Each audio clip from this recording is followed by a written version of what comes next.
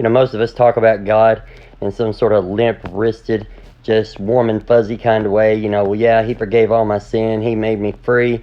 He's taken me out of all this stuff that I used to do. But see, the Lord is a man of war.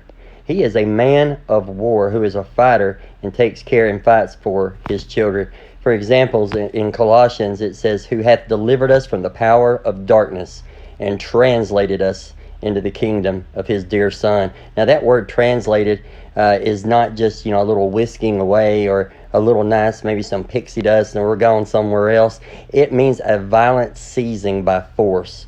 So, imagine, I like to think about those old terrorist movies I've watched before, and you've got somebody that's despairing of life, and they're all bound up to a chair. They got these armed guards around them, and they know that their life is over. At any moment, they're going to die. And then all of a sudden, what do you hear? You hear German shepherds barking out outside the door, and somebody blasting "Fortunate Son," and all of a sudden the Navy SEALs kick the door down with all their gear on, and they ventilate every single terrorist that's there and violently take that captive out and make them free. See, that's what God does with us. He comes in swinging, he comes in blasting, he comes in shooting and takes us out of the power of the enemy. And he doesn't stop there. He doesn't just pat us on the back and say, now you're safe, go home. He translates us into the kingdom of his dear Son. Folks, that's a present tense reality. That's something that's true right now. And, I like to, I always want to try to give people a little bit of encouragement, because the world has enough ugly stuff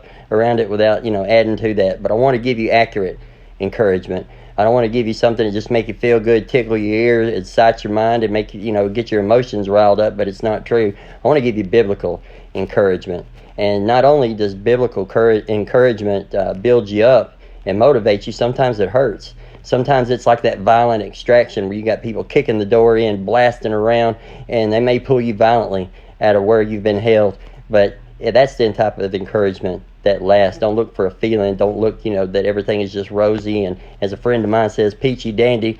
It may be messy, but God is faithful. And he's not only faithful to deliver us, he's faithful to translate us, to put us in place in the kingdom of his dear Son. And he is faithful and able to see us home.